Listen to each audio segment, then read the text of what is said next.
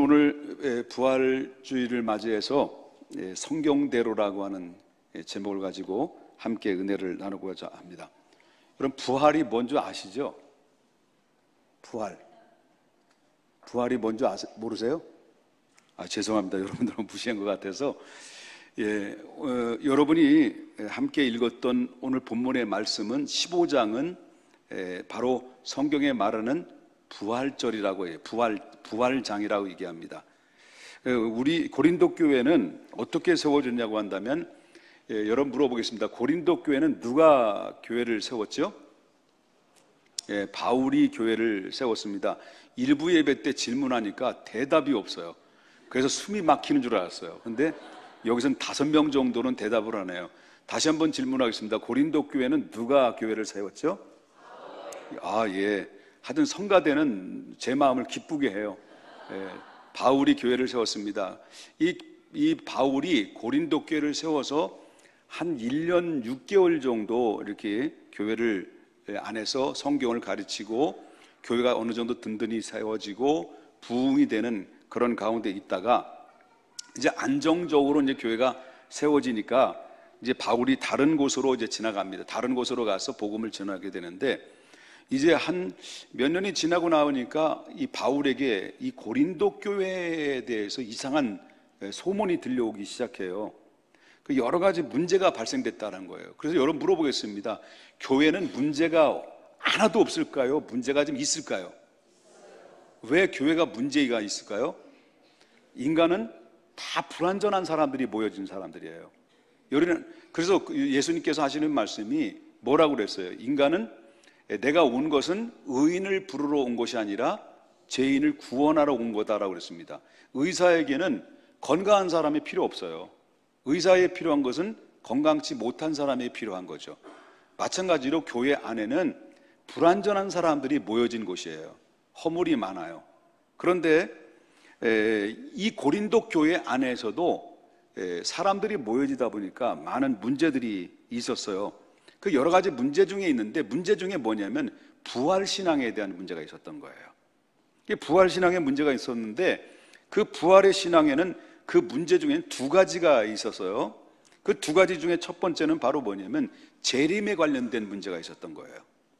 그 예수님께서 그때 초대교회의 교인들은 예수님이 부활 승천을 하셨어요. 500여 명의 형제들이 보는 가운데서 감람산에서 예수님이 부활 승천해서 구름 속으로 빨려가지고 하나님 우편에 올라가셨어요. 자, 올라가시고 나서 올라가시기 전에 예수님께서 뭐라고 말씀하셨냐면, 내가 다시 오마, 다시 재림한다고 말씀해요. 그래서 갈릴리 사람들이 예수님이 승천하시는 이 광경들을 딱 보고 나니까 입이 딱 벌어지고 말한 거예요. 눈이 하늘을만 쳐다보고 그냥 그대로 그냥 얼음 돼 버린 거예요. 그러니까 옆에 있던 천사들이 하는 얘기가, 너희가 갈릴리 사람들아, 너희 어째 하늘로만 쳐다보느냐. 하늘로 올라가신 예수님은 다시 뭐라 그랬습니까? 오신다라는 재림을 약속을 했어요. 그러니까 그때 당시 예수님의 이 부활 승천하신 광경을 목격했던 사람들은 예수님이 곧 다시 재림할 것을 믿었던 거예요. 그런데 그들의 생각과는 달리 예수님의 재림을 기다렸는데 재림을 안 하는 거예요. 안 하다 보니까 결국 어떻습니까? 재림을 기다렸던 사람들이 서서히 한 사람, 2사람씩 죽어져 나가고, 그리고 죽으면 땅에 묻어야 되고, 땅에 묻어야 되면 시체가 돼서 어떻습니까? 시체가 썩잖아요. 그렇다면 이 예수님의 재림을 기다렸던 사람들이, 그 죽어서 땅에 묻혀있는 사람들이 만약에 예수님이 재림하게 되면 어떻게 부활하겠느냐는 거예요. 그 사람들이 어떻게 부활하겠느냐라는 의문이 생기기 시작했다는 거죠. 그 고린도 교인들이 말이 이해가 될까 안 될까요? 우리 입장에서 볼 때 이해가 되죠. 이해 안 됩니까? 자, 예수님이 재림하신다고 그랬어. 그들은 예수님 승천을 목격했어요. 다시 오신다는데 곧 오신 줄 알았어. 그런데 안 오시는 거야. 기다리다 결국 뭡니까? 1사람, 2사람 죽어. 그럼 땅속에 있어 묻혀 썩어. 그러면 예수님의 재림하면 그 사람들은 어떻게 부활할 수 있느냐? 성경에는 바울은 그렇게 부활한다고 가르쳐줬는데 예수님 재림한다고 그러는데 그 사람들은 어떻게 부활하느냐라고 하는 이런 문제에 대해서 의문이 들기 시작했다는 겁니다. 이런 부활의 진리에 대해서 고린도 교회 안에는 많은 그런 어려움들이 찾아오게 되고 혼란이 찾아오다 보니까 그들의 신앙이 휘청거리기 시작한 거예요. 그래서 이 문제는 내부의 문제지 그 바깥의 외부의 문제가 또 터졌어요. 그게 바로 뭐냐면 그때 당시에 사상이 어떤 사상이 발전됐냐면 헬라 철학 사상이 발전되었기 때문에 그때 당시에 지식이 굉장히 고도에 발전되는 과정 속에 있었던 거거든요. 그게 헬라 사상에 물들었던 사람들이 이 고린도 교회 안에 내부에 들어와 가지고 너희들 부활 신앙 믿냐? 예수님 부활 믿어? 예수님 부활의 신앙을 어떻게 믿어? 그거는 말도 안 되는 거예요. 상징적인 것이지 실제적인 것은 아니야 라고 자꾸 옆에서 옆구리 쿡쿡 찔르다 보니까 결국 그 남아있는 믿음의 사람들조차도 결국 어떻습니까? 부활 신앙에 대해서 흔들리기 시작한 거예요. 그래서 사도 바울은 그 이야기를 전해 듣고 고린도 교회 성도들이 잘못된 부활 신앙을 바로 잡아주기 위해서 고린도 교회 15장, 저와 여러분이 함께 읽었던 15장의 말씀은 전체를 어디에 할애를 하냐면 부활에 관련된 가운데서 할애를 하고 부활의 확실성과 부활의 정당성과 부활의 역사성에 대해서 바로 힘 있는 논조로 이렇게 진술을 하고 있는 것이 오늘 저와 여러분이 함께 읽었던 15장의 내용이라고 하는 것이죠. 그렇다면 그 내용이 뭐냐라는 거예요. 그리고 예수님의 부활에 대해서 바로 사도 바울은 뭐라고 얘기하냐면 예수님의 부활은 우연히 이루어진 것이 아니라 어느 날 갑자기 해프닝으로 끝난 게 아니라 예수님의 부활은 구약의 성경의 예언대로 그대로 성취된 사건이다라는 것을 고린도 교인들에게 이야기를 하고 있다는 거죠. 여러분, 예수님의 부활은 성경대로 부활했다는 사실을 믿으셔야 됩니다. 그러면 여러분 3절과 4절에 바울은 이렇게 이야기해요. 3절과 4절은 뭐라고 얘기해요? 내가 받은 것을 먼저 너에게 전하노니 이는 뭐대로? 성경대로 어떻게 됐다는 거예요? 그리스도께서 우리를 위해서 죽으시고 장사 지난 바 되었다가 성경대로 어떻게 됐다는 거예요? 사흘 만에 다시 살아나사. 여기에서 뭐대로? 성경대로는 말이 나와요. 그럼 이 무슨 말이냐면 예수님이 성경대로 죽으시고 성경대로 살아나셨다라고 하는 겁니다. 그러면 여기서 성경대로라고 하는 말은 뭘까요? 성경대로라고 하는 것은 예언한 대로 그런 이야기를 하고 있는 거예요. 그러면 이 성경대로라는 말은 성경에 기록된 대로라는 의미를 가지고 있어요. 우리가 여러분, 저와 여러분이 들고 있는 이 성경책은 뭐 어떤 성경책일까요? 하나님께서 인류를 향한 구원의 역사와 섭리가 다 이 성경 안에 다 들어있는 거예요. 그렇기 때문에 이 성경은 너무너무도 귀한 말씀이에요. 그래서 이 하나님의 계획과 인류를 향한 하나님의 어떤 뜻이 무엇이 담겨 있는지를 알 수 있는 것은 오직 성경 이외에는 알 수가 없는 거예요. 그런데 놀라운 사실은 성경 이 말고도 사도 요한은 요한복음 21장 25절에 말하기를 만약에 예수께서 행하셨던 수많은 행적들을 모두가 다 성경에 기록해 놓았다고 한다면 이 책은 이 세상에 쌓을 곳이 없을 만큼 그만큼 많다.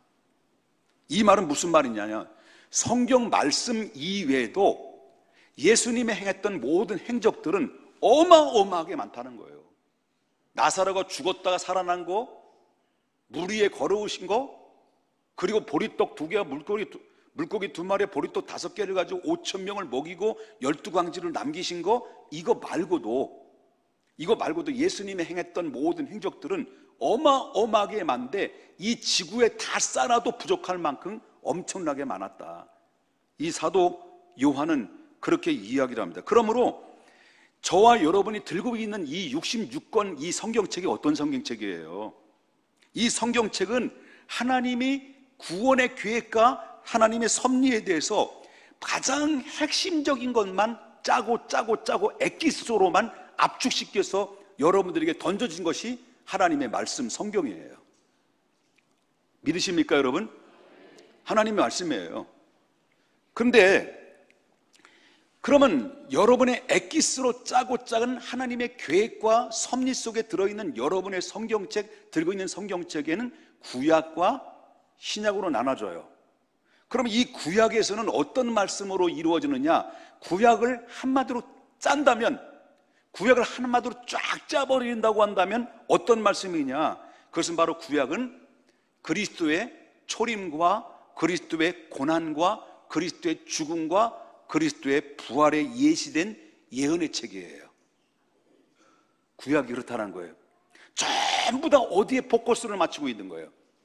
예수 그리스도의 초림과 예수 그리스도의 고난과 십자가와 부활에 대해서 재림에까지도 전부 다 함축해서 하나님께서 예시한 말씀이 구약의 성경의 말씀이라고 하는 거예요. 그러면 신약은요? 신약은 구약에 나오는 예언된 한 말씀 한 말씀들을 어떻게 이루어졌는가를, 그 예수 그리스도를 통해서 어떻게 성취했는가를, 성취에 대한 결과에 대해서 알려준 말씀이에요. 그렇다면 예수님께서 이 땅에 오신 거는 소위 말하는 구약은 오실 자의 표성과 모형과 그림자라고 한다면, 신약 성경은 오신 자의 성취의 사건이에요. 다시 말한다면 구약에서 예수님이 오신다 할 때 신약에서 예수님이 오신 거예요. 구약에서 예수님이 고난 당하신다 할 때 신약에서 예수님이 정말 구약에서 예언대로 오셔서 고난 당하신 거예요. 구약에서 모든 인류를 위해서 십자가에 못 박혀 죽으신다라고 예언할 때 그 예언대로 예수님께서는 인류를 위해서 도소장에 끌려가는 어린 양처럼 말없이 참담하게 그 십자가를 묵묵히 지셨던 것은 그 예수님이 그 예언대로 이루신 거예요. 예수님은 구약에서 성경대로 죽은 자 가운데서 다시 살아날 거다고 예언한 그대로 누가 그 뜻을 이루어졌냐면 예수님이 죽은 자 가운데서 정말 부활하신 사건이 신약에서 알려준 사건이에요. 그래서 구약은 예언, 신약은 성취. 남아있는 건 뭐예요? 예수님이 재림만 남아있는 거예요. 아멘입니까? 그렇기 때문에 예수 그리스도의 부활 사건은 한마디로 말한다면 우연히 이루어진 사건이 아니고 어떤 해프닝으로 이루어진 것이 아니라 사람이 꾸며낸 것도 아니라고 하는 거예요. 이 부활 사건은 수천 년 전부터 수많은 선지자들의 입을 통해서 바로 하나님의 계획과 예언들을 하나씩 누구를 통해서 성취해 놓은 거예요? 예수 그리스도를 통해서 그대로 성취한 사건이 바로 이 성경대로의 사건이라고 하는 거예요. 예수님은 한마디도 거르지 않고 구약에 예언한 대로 차근차근 계획대로 예수님께서는 십자가에 죽으시고 죽은 자 가운데서 다시 부활한 사건이 바로 전부 다 철두철미하게 성경대로 이루신 사건이다라고 하는 것입니다. 반응이 있어야 되는데 반응을 안 보이니까 제가 설교를 잘하는 줄 알고 한 50분 더 설교하려고 그러잖아요. 자, 그러므로 우리는 성경대로 오신 예수님의 십자가와 이 부활을 어떻게 해야 됩니까? 믿긴 믿되 깨끗이 믿어야 돼요. 아주 깨끗하게 믿어야 돼요. 그래서 하나님의 말씀은 왜 깨끗하게 믿어야 되느냐? 하나님의 말씀은 다른 모든 사람이 쓰여진 책들은 사람의 마음을 그 영혼을 움직이지 못해요. 근데 성경은 뭘로 쓰여졌어요? 하나님의 감동으로 쓰여진 거예요. 하나님의 감동으로 쓰여지기 때문에 그 감동으로 쓰여진 그 말씀을 누가 전하지 않으면 믿을 수 없고 누가 말하지 않으면 듣지 않으면 믿을 수가 없는데, 바로 이 하나님의 감동으로 쓰여진 이 말씀을 여러분이 들으면 여러분 살아나는 거예요. 이 하나님의 감동으로 쓰여진 그 말씀을 여러분이 계속 듣다 보면 여러분 그 말씀이 여러분들을 움직이는데, 왜 여러분의 영혼을 소생시키고 여러분 사망의 음침한 골짜기로 갈 수밖에 없는 패배 쓴잔을 마시는 사람도 이 말씀 듣고 이 말씀 붙잡으면 다시 회복되고 다시 살아나는 이유가 뭘까요? 그것은 바로 뭐냐고 말한다면 하나님의 말씀은 살아있고 운동력이 있어 좌우의 날선 어떤 검보다 예리하여 우리의 영과 골수와 간절을 찔러 쪼개기까지 하며 우리의 마음과 생각을 감찰하시는 것이 하나님의 감동으로 쓰여진 생명의 말씀이기 때문에 그렇습니다. 여러분, 그러므로 하나님의 말씀이 살아있는 그 말씀이 결국 하나님이 선포되면 그 선포되는 것은 절대로 세상 두 조각이 나고 세 조각이 10토막이 나도 그 말씀대로 성취되는 것이 하나님의 뜻인데 그 뜻을 하나씩 누가 다 성취하셨느냐? 예수님이 성취하셨다. 그 성취의 그 핵심은 하나님이 여러분을 구원하기 위한 핵심이었다는 거예요. 바울은 예수님의 부활에 대해서 그래도 잘 못 믿을 것 같으니까 한 번 더 얘기해요. 두 번째 뭐냐면 예수님의 부활에 대해서는 거기는 수많은 목격자들이 있었다는 거예요. 성경대로 오셨다고 얘기해도 못 믿을 것 같으니까 사도 바울은 이 예수님의 부활은 어떤 해프닝이 아니다, 사람이 꾸며낸 얘기도 아니다, 그러니 이 성경에 나오는 이 예수님의 부활은 실제다, 실제 부활하신 사건이다. 여기에 모든 산 증인들이 지금 있다, 그런 얘기를 해요. 그래서 예수님이 부활하시기 전에, 승천하시기 전에 예수님 죽은 자 가운데서 하나님이 살렸어요. 사흘 만에 살아나셨어요. 다시 말한다면 예수님이 부활하셨는데 이 부활을 하시고 나서 곧바로 하나님이 승천하신 게 아니잖아요. 며칠 동안 남아 있었어요.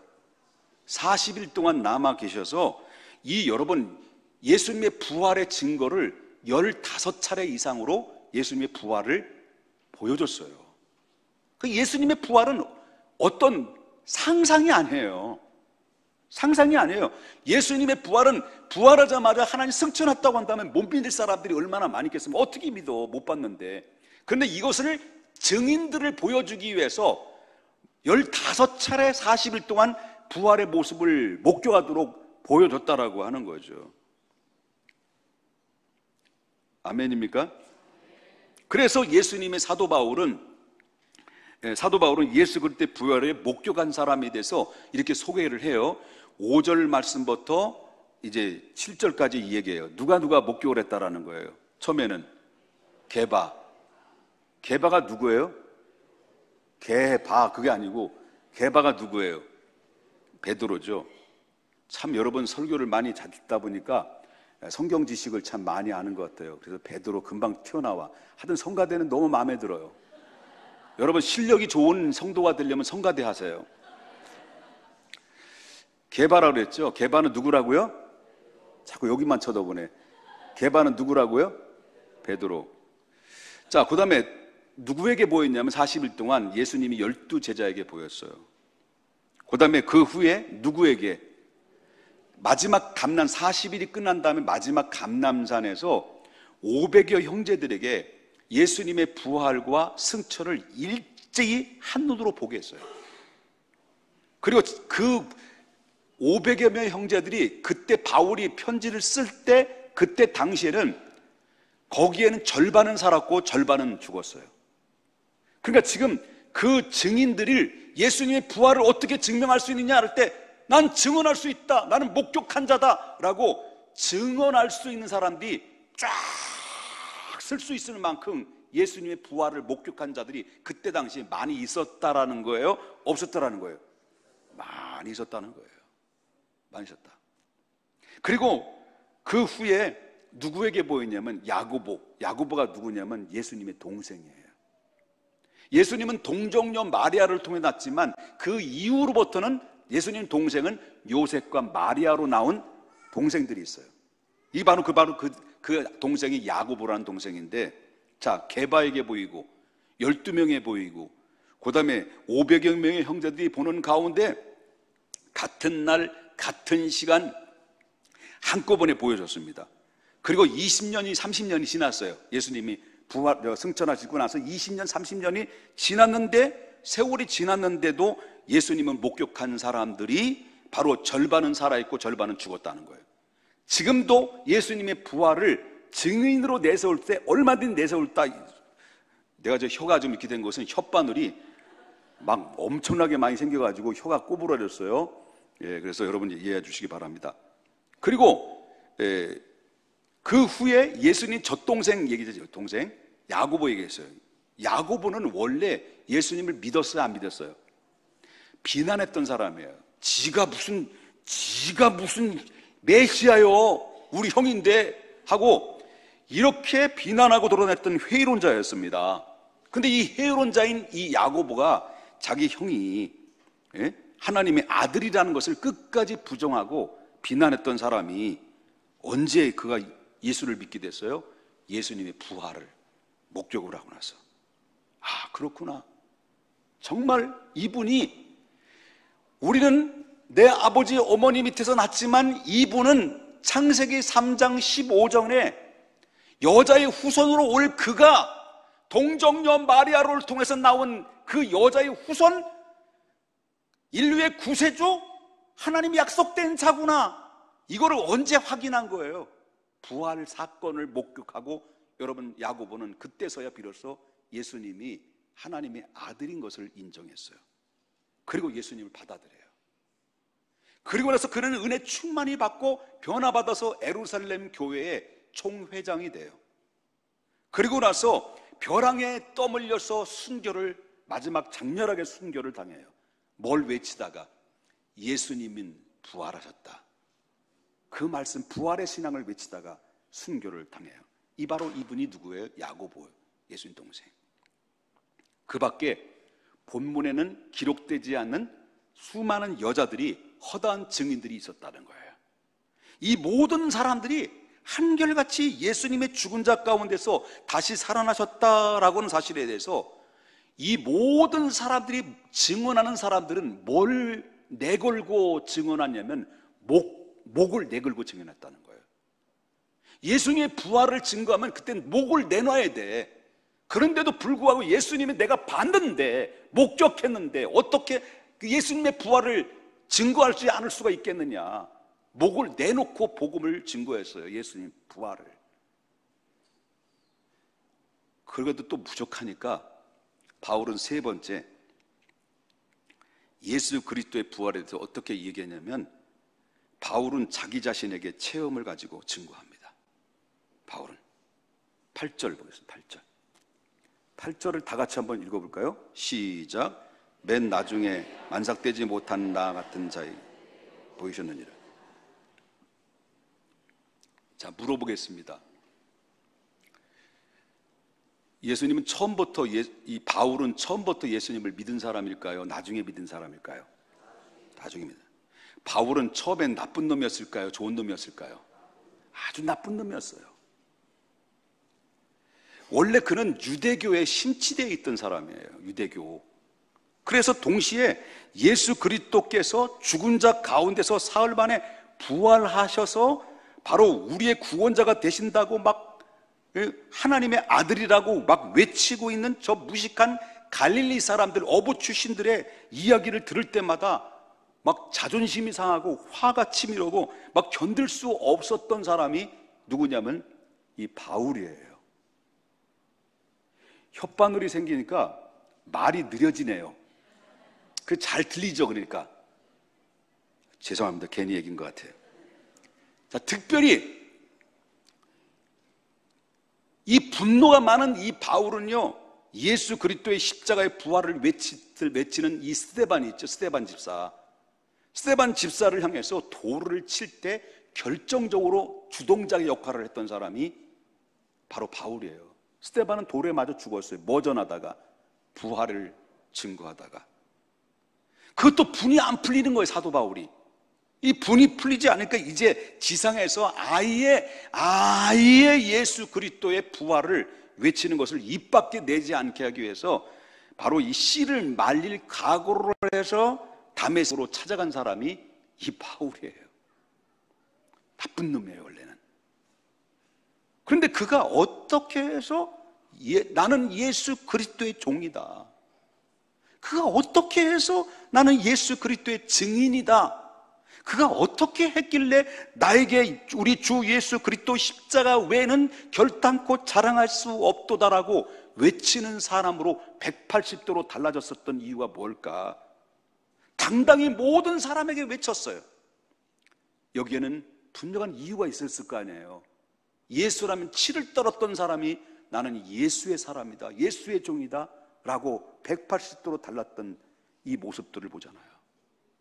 여러분들도 예수 믿기 전에 그런 적 없어요? 예수 그럼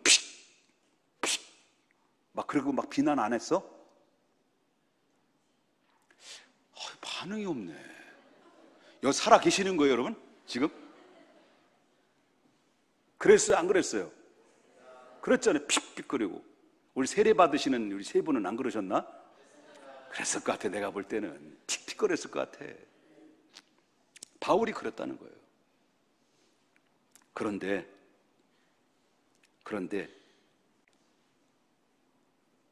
그렇게 핍박을 피해서 성도들을 잡아들이기 위해서 대제사장의 공문을 받아가지고요, 다메섹으로 가요. 결국은 씨를 말리려고. 그러다가 그 다메섹을 향해서 가는 이 바울에게 이 공중에서 가까운 지역, 가까운 거리에서 강렬한 빛이 그에게 비춰주죠. 그리고 부활하신 주님이 나타난 거예요. 그저 꼬꾸라진 거예요. 바울은 그 빛에 꼬꾸라졌어요. 그리고 눈이 멀어서 허우적거리고 있었을 때 주님의 온유한 음성이 들립니다. 사울아, 사울아, 네가 어찌하여 나를 파괴하느냐? 당신은 누구이십니까? 나는 네가 핍박하는, 네가 파괴하는 예수니라. 그 말을 들어요. 그 한마디의 말에 바울은 그 인생을 바꿔요. 얼마 전까지만 해도 예수는 정치범으로 사형 집행을 받아서 끝난 줄로 알았어요. 끝난 줄로 알았어요. 그 예수가. 그 끝난 줄 알았던 그 예수가 다시 살아나서 자기 눈앞에 찾아왔다는, 자기 앞에 찾아왔다는 것은 이 어마어마한 바울에게는 충격이고, 그리고 감동이고, 바울 외에는 이 은혜, 감격은 아무도 모르는 거예요. 여러분, 예수 믿는 동기는 각자 달라요. 충격적으로 오는 사람도 있고, 어렸을 때부터 모태신앙, 못되게 배워가지고 나중에 철들어서 예수 믿는 사람도 있고요. 뭐 다 달라요. 근데 예수는 충격을 받았어요. 아니, 예수가 아니라 바울은. 그렇게 그는 결국 예수님을 만나서 자기가 그 만난 이후 자기가 가지고 있었던 신앙과 사상과 가치관 모든 것을 뭘로 버렸어요? 분토처럼 버렸어요. 그 이름도 바꿨어요. 행동도 바꿨어요. 그 인생관도 바꿨어요. 그리고 그러고 나서 그는 복음을 증거하면서 살아면서 그는 이렇게 이야기할 정도로 바꿨어요. 뭐라고 말하냐면 사도행전 20장 24절에 그가 이렇게 얘기해요. 뭐라고 얘기하나요? 내가 달려갈 길과 주 예수께 받은 사명, 곧 하나님의 은혜와 복음을 증거하는 일을 마치려면 어떻게 한다고요? 나의 생명을 조금 더 귀한 것으로 여기지 않겠다. 주님이 내게 주신 것 비에는 내 생명 뭐가 귀하냐? 주님이 내게 은혜 베푸신 것 비하면 내 생명이 뭐가 귀하냐? 그렇게 얘기한 거예요. 이 사람을 누가 바꿔놨을까요? 이 사람을 누가 바꿔놨어요? 여러분을 누가 바꿨어요?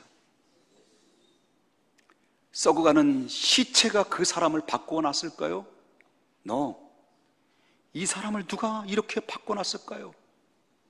그것은 죽음을 이기시고 부활하신 예수님이 바꿔놓은 거예요. 여러분을 누가 바꿔놓을 수 있습니까? 제가 아무리 설교를 잘한다 하더라도, 제가 논리적으로 설명을 잘한다 할지라도 여러분의 마음을 움직여주지 않으면, 성령께서 여러분들의 마음을 꽂아주지 않으면 못 믿는 거예요. 그렇기 때문에 누가 여러분의 인생을 바꿔놨습니까? 부활하신 예수님이에요. 그렇다면 결론적인 말씀 드리고 싶습니다. 예수님의 죽음과 부활은 도대체 나하고 무슨 상관이냐? 예수님이 부활은 부활이고 나는 난데. 근데 놀라운 사실은 여러분 기억해야 됩니다. 이사야서 53장 4절부터 6절까지 쭉 읽어보면 여러 번 반복해서 나오는 단어가 있어요. 여러 번 반복해서 반복해 나온 단어가 있는데, 그 단어가 어떤 단어냐면 우리라는 단어가 나와요. 그래서 4절을 보게 되면 우리의 질고를, 우리의 슬픔을 우리는 생각하기를, 5절에 보니까 우리의 허물 때문이요 우리의 죄악 때문이라 우리는 평화를, 우리는 나음을 받았도다. 그리고 6절에 보니까 우리는 다 양 같아서 우리 모두의 죄악을. 전부 다 어디에 포커스에 돼 있습니까? 우리. 뭘 말하느냐? 예수님이 왜 이 땅에 오셨느냐? 왜 하나님이 예수님을 왜 이 땅에 보내시고, 왜 하나님은 이 땅에서 십자가에 대속해 피 흘려 죽게 해주시고, 왜 예수님을 죽은 자 가운데 살리셔서 이렇게 우리를 이끌으셨느냐? 이렇게 모든 것들은 전부 다 하나님이 우리를 향한 어떤 계획인데, 우리라는 것입니다. 우리 한 개인이 아닙니다. 예수 때문에 그런 것이 아니고 한 국가만 위한 것이 아니라 우리의 모든 인류예요. 그러므로 예수님의 십자가와 부활은 우리 모든 것 때문인데, 그런데 예수님의 십자가는 혼자만의 십자가가 아니라 우리를 위한 십자가라는 거예요. 곧 당신을 위한 십자가라는 거예요. 예수님의 부활은 예수님 혼자만의 부활이 아니라 우리 모두의 부활이라는 거예요. 곧 여러분을 위한 부활이라는 거예요. 예수님의 부활이 그 사실이었다고 한다면 예수님 재림 또한 마지막 남아있는 히든 카드, 마지막 남은 히든 카드인 마지막 재림은 우리의 인생의 하이라이트가 될 거예요. 아직 이루어지지 않은 거예요. 여러분, 성경대로 예수님이 오셨고 성경대로 죽으셨고 성경대로 부활하셨다고 한다면, 그대로 되었다면 예수님의 재림 또한 성경대로 이루어질 거예요. 그 성경대로 이루어질 그 재림 때 여러분들은 어떤 일이 벌어질 것인가? 재림하실 때 어떤 일이 벌어질까? 재림하실 때 여러분들은 어떤 사람으로 될 거냐? 예수님의 부활하신 주님을 만나야 되는데 만나지 못하는 사람도 있을 거라는 거예요. 예수님께서는 구원의 길을 활짝 열어주셨어요. 이제는 믿는 것은 내 권한이에요. 모든 사람에서 예수님은 십자가에 대속해 주시고 대속물로 내어주시고, 그리고 부활하심으로 말미암아 부활의 기쁨에 희망과 소망을 주셔서 누구든지 예수 믿으면 멸망치 않고 영생을 얻을 수 있다. 누구든지 내 말을 듣고 나를 보내신 이를 믿는 자는 죽어도 살게 영생을 얻었고 심판에 이르지 않으니 사망에서 생명으로 옮겨졌다. 누구든지 영접하는 자 곧 그 이름을 믿는 자들에게는 하나님의 자녀가 되는 권세를 입게 됐다. 그러므로 말미암아 주님께서 다 펼쳐놓은 이 구원에 펼쳐놓은 이 길과 진리 속에 여러분들은 믿는 거 안 믿는 건 여러분의 책임인 거예요. 이제 믿어야 됩니다. 지금 믿어야 됩니다. 앞으로 믿는 게 아닙니다. 지금 믿는 거예요. 그럴 때 이렇게 믿는 사람들은 물어보겠습니다. 예수님은 성경대로 오셨다는 초림에 대해서 믿으시나요? 설교를 들어보니까 예수님의 성경대로 십자가에 고난 당하셨다는 사실을 믿으시나요? 예수님은 성경하신 대로 한 말씀도 놓치지 않고 바로 부활하셨다는 사실도 믿으시나요? 그렇다면 그 성경대로 이루어진 사건이라고 한다면 예수님은 성경대로 다시 오실 것도 믿겠네요? 정말 믿으십니까? 다시 오실 것을 믿으십니까? 그러면 예수님이 다시 오실 때 우리는 어떻게 되느냐? 잘 보십시오. 이거는 성경대로로 한다면, 여러분 성경대로 됐다면 앞으로 성경대로 될 것인데, 여러분 우리와 예수님의 관계가 어떤 관계가 될 것이야. 예수님 재림하실 때 15장 51절 보겠습니다. 여기 다 찾아놓으라고 그랬어요. 여러분 하도 성경을 안 읽으니까. 자, 보라, 내가 너에게 뭘 말한다는 거예요? 아직 비밀이 공개된 거예요, 안 한 거예요? 공개 안 됐어요? 말하는 이제 공개한다는 거예요. 우리가 다 잠잘 것이 아니요 마지막 나팔의 순식간에 어떻게 된다는 거예요? 호련히 다 변화되리니. 나팔 소리가 나면 예수 믿었다가 지금 땅속에 뭐 한 점의 가루가 되고 흙이 되고 붕어밥이 되고 뭐 이렇다 할지라도 하나님은 무에서 유를 창조하신 하나님이니까 예수님의 재림을 딱 하는 순간 어떤 일이 벌어지냐면, 여러분들이 살아 예수 믿고 정말 성경대로 오셨고 성경대로 죽으셨고 성경대로 부활하시고 성경대로 주님 재림할 것을 내가 믿습니다. 그리고 재림을 기다리고 소망 가운데 하나님 앞에 서는 자들에게는 바로 지금 성경대로 오셨다는 바로 이 순간 어떤 일이 벌어지냐면, 예배 드리고 있는 여러분들은 신령한 몸으로 변화돼요. 이게 성경이 약속한 거예요. 왜 신령한 몸으로 변화되느냐? 예수님은 죽은 자 가운데서 첫 번째 부활의 첫 열매가 되셨어요. 여러분, 이 가수의 나무에, 저도 가수원집 아들이었는데 4년생은 나무를 심고 4년만 있으면 바로 첫 번째 열매를 떼는데, 첫 열매가 되면 그 다음에부터는 주렁주렁 열매가 맺는 것처럼 첫 열매가 중요한데, 예수님의 부활은 첫 열매가 됐다는 거예요. 그럼 예수님이 재림하면 우리도 첫 열매가 되셨던 부활의 모습을 그대로 신령한 몸으로 변화될 것이고, 그럼 죽은 자는 어떻게 된다는 거예요? 죽은 자는 부활의 모습으로 다시 일어나서 바로 신령한 몸으로 변화돼서 같이 예수님의 재림과 우리 믿음의 사람들이 부활해서 신령한 몸으로 부활해서 딱 접촉되는 그 순간이 바로 성경이 말하는 예수님의 재림이는 거예요. 또 못 믿네. 내 말이 아니고 성경이 그렇다니까요. 믿는 대로 될지어다. 그러므로 예수 그리스도의 십자가의 부활, 우리의 마지막 그 부활하여 주님을 만나게 되는 그 약속을, 이건 절대로 변질될 수 없고 변개될 수 없고, 그리고 절대로 타협할 수 없는 그 복음의 그 핵심의 진리라는 거예요. 그러므로 우리 모두 한 손에는 예수님의 십자가, 또 한 손에는 예수님의 부활을 날마다 붙들고 승리할 수 있기를 주님의 이름으로 축복합니다.